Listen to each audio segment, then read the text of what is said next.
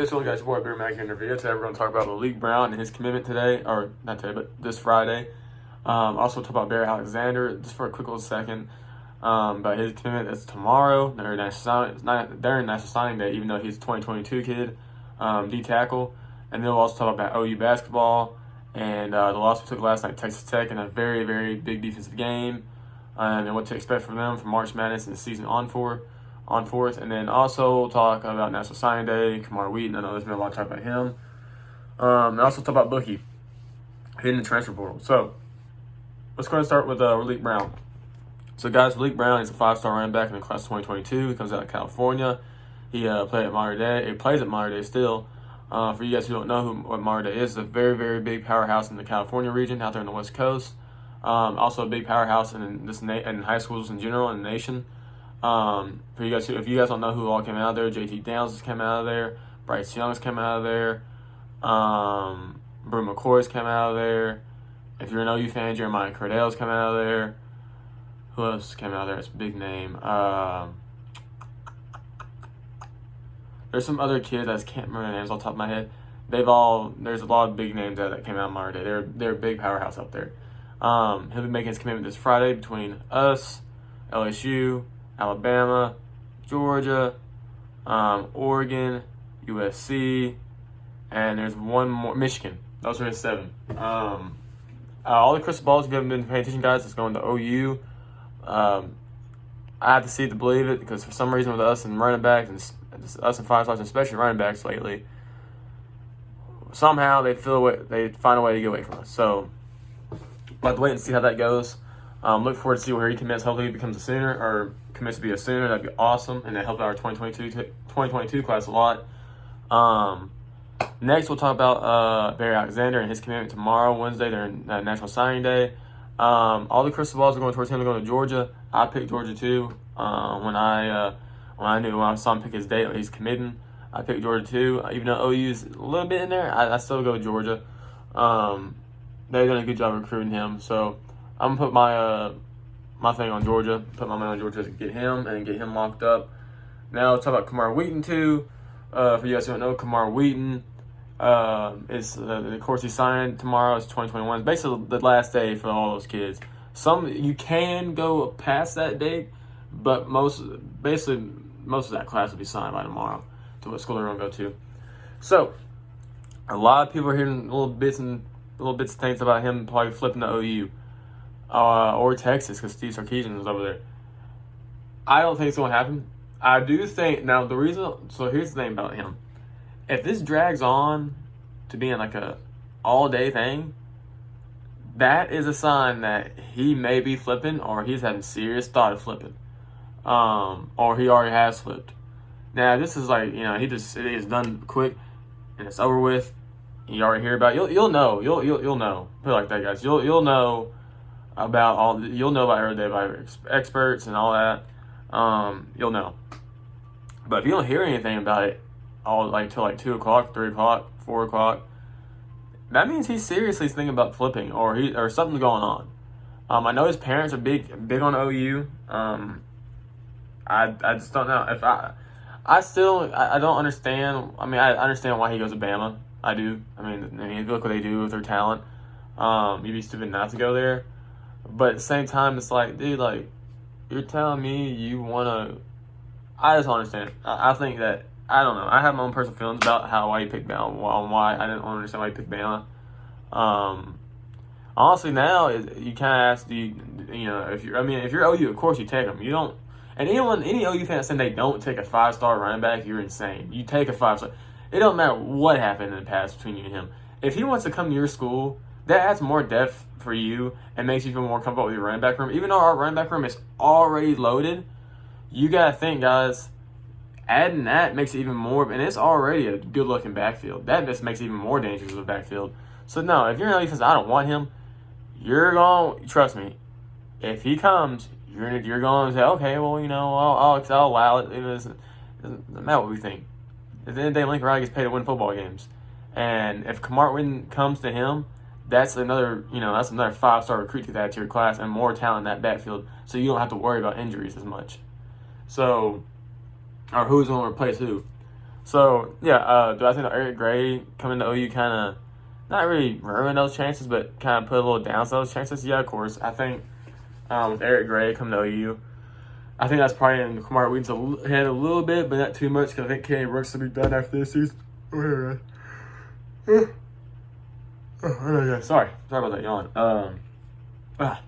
I think that does kind of get in his head a little bit. See, I think, well, at the same time, though, not really, because I think Kamar, he knows Kenny Brooks will probably be done after this year.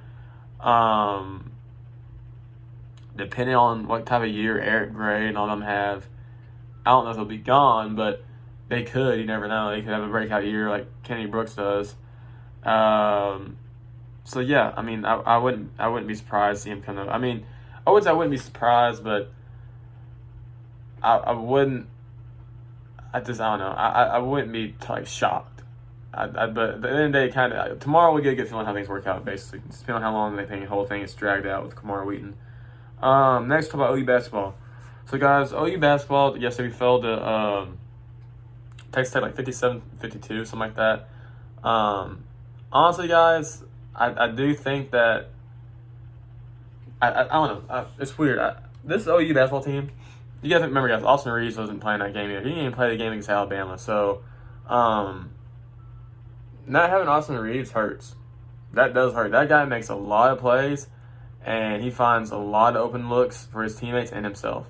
So, even though I love that whole team, even Brady Manick has been really, ever since he came back from his COVID thing, he's been he's just been shaky. I don't know what it is, but he has not looked good. He has not looked like the normal Brady Manick we're used to seeing. He has his 3-point shots been there. He's been missing some.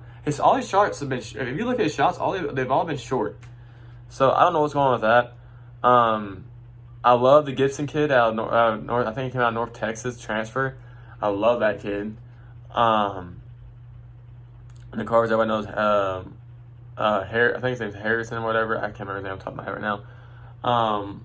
There's a lot of good kids on this basketball team. The thing I like about this team compared to past OU teams, like the Trey Young team, the Buddy Hield team, and I guess you said the Blake Griffin team, if you want to go back that far, it's not one guy, or it's not two guys, or it's not one guy and a really good role player. It's the whole team. This whole team can make plays. This whole team can win you games. And that's the best. And going into March Madness, that's the teams that you're scared of. You're not, because if you shut down one guy, so for example, Buddy Hield, when we got blown out by Villanova, Buddy Hield couldn't put up any shot. He wasn't making anything. He had a horrible off night. And then you had to depend on players like Jordan Woodard,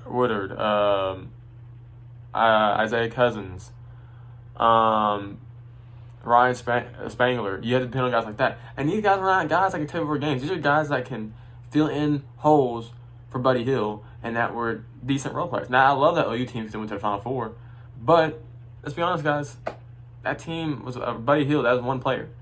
You had to depend on Buddy dropping 30 points a game to be in a good lead. And that's not what you want if you're if you're trying to be a good basketball team in March Madness. You want your whole team being able to contribute in the win. So that's why I think this OU team can sneakily be in an Elite 8 team. It depends on how the bracket shakes out. If the bracket shakes out in our favor, we can easily be not easily, but we have a pretty decent chance of being an Elite 8 team. But yeah, make sure all this COVID stuff's going on because, like I said, losing Austin Reeves did not do us any favors. Another kid I'm really big on, Jalen Hill. I love Hill. I love that kid. Especially when he made that inbound pass or whatever against, I want to say it was against Texas, and he made sure that he was inbounds to grab the ball. So I love it. I love the Jalen. I love the Hill kid. I love Jalen Hill a lot. But yeah, guys. If you're an OU fan, don't worry that Texas, it was a loss. Texas beat us fair and square, but you remember Austin Reeves was in the game. And Texas fans can say the same thing about missing half their team. It's a weird year. You have to win, and it's still a loss. It still goes in the L column. So whatever, it is what it is. We move on. Who do we play this week?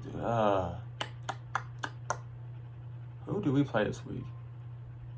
Was it It's Iowa State. We play Iowa State. That's who it was. We play Iowa State this week. This is a coming up game, so Iowa State's doesn't look very good this year as they usually do in the past 3 years. So this should be a bounce back game for OU. So we'll be talking. I'll be watching that game, see how OU does. And I guess we'll talk about a little bit about the Super Bowl. I mean, I'll save the Super Bowl video for later on this week once we get closer to Sunday. Next, we'll talk about OU baseball. I'm gonna talk about OU baseball a little bit too, because it's getting close to that time of year. So you guys don't know, OU baseball is going in ranked 22nd in the nation. After a really good last season, we looked really, really good. Like, this team looked very, very good until COVID happened and canceled all spring sports. So I look forward to seeing OU baseball this year. I'm not gonna lie, I haven't done much research on the team this year. I hadn't had time. I think once we get to March Madness, or towards the end of March Madness, and OU basketball is done, usually, guys, with me and OU sports, usually it goes football, then it goes to basketball, and then it goes to baseball and softball. I try to study those two sports for whatever I can.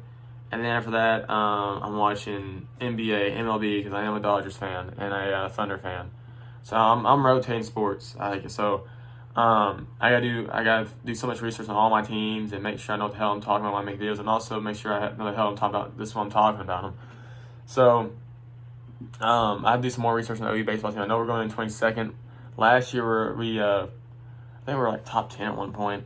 We looked really good. So and we lost a couple players to the draft. So it is what it is, guys. I'm sorry for not uploading, but I have a lot of things going on. But it's always been your boy Boomer Mackey. Just want to help him drop this video. And I was supposed to talk about Bookie, but I'm learning on short year minutes. So we'll make a video about Bookie tomorrow. Where I think he'll end up, and I can say this right now. I think it's top. I think the 3 schools to look for is UCLA, Utah, and Nebraska. I'll get into Nebraska once I make the video about him, but those are 3 schools. If I'm an OU fan rooting for Bookie, those are 3 schools that I think he's looking at. But we'll talk more about it tomorrow, guys. If you like the video, please leave a like and subscribe. And it's always been your boy Boomer Mackey. Peace.